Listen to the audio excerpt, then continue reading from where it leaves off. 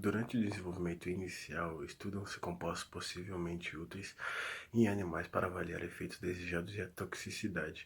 Os compostos que parecem efetivos e seguros são candidatos aos estudos em seres humanos. O protocolo que descreve o ensaio clínico deve ser aprovado pelo Conselho de Revisão Institucional apropriado. É dividido por fases. A fase 1 é avaliar a segurança e a toxicidade em seres humanos. Diferentes quantidades de compostos são administradas para um número pequeno, frequentemente 20 a 80, de voluntários jovens sadios, em geral do sexo masculino. Para determinar a dose, a toxicidade surge primeiro. A fase 3 avalia os efeitos em populações maiores e heterogêneas, a tentativa de reproduzir o uso clínico proposto para o fármaco.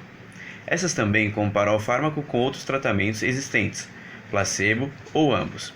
Esses estudos podem envolver muitos médicos e vários locais de pesquisa.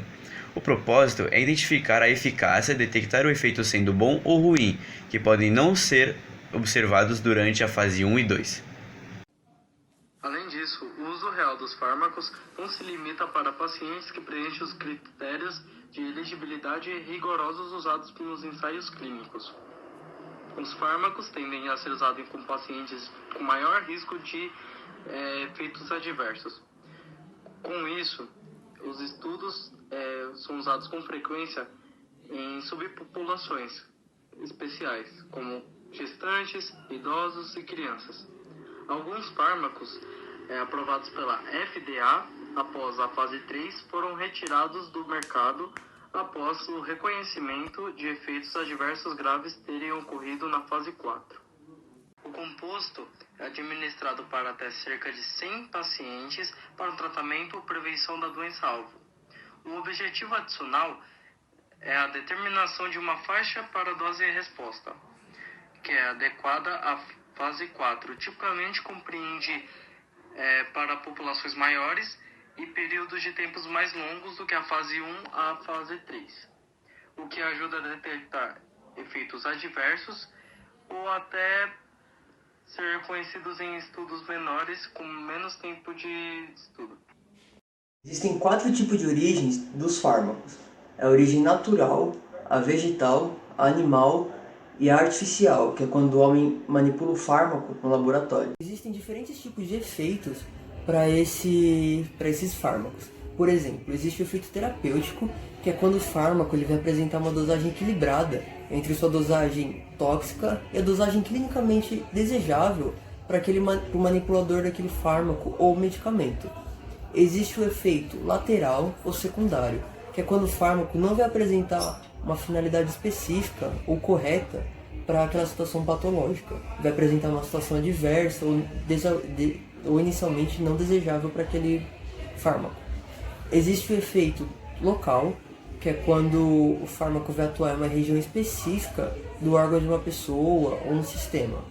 Existe o efeito tóxico, que é quando o fármaco fica em excesso no corpo da pessoa, sendo assim vai criar um efeito tóxico.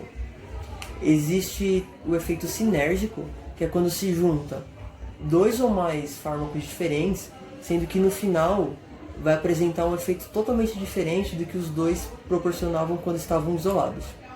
Existe o efeito antagônico, que é praticamente a mesma situação do sinérgico, só que quando você junta 2 ou mais fármacos, ele vai perder sua eficácia, sua eficiência, sendo assim não vai ter o mesmo resultado de quando eles estavam separados isoladamente.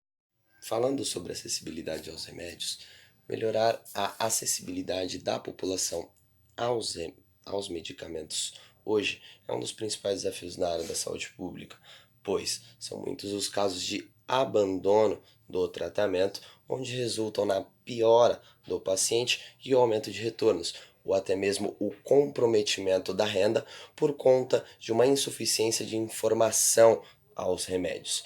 Então, um dos principais fatores que podem contribuir para a melhora disso, para que ocorra mais informação e acessibilidade, é a tecnologia. Com o uso da tecnologia, tanto no planejamento quanto na gestão, podemos ter uma melhor acessibilidade dos remédios à população.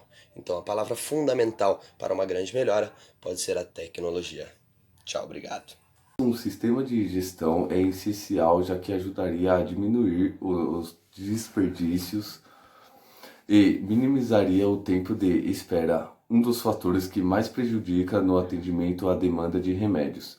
E para ser eficiente, a gestão deve ter como principal alicerce a tecnologia, além de rastreabilidade, que em breve será implantada no país. A tecnologia atua como facilitador, ao passo que unifica todo o sistema de distribuição de medicamento, possibilitando inclusive a avaliação de efeitos dos remédios administrados em cada tipo de tratamento.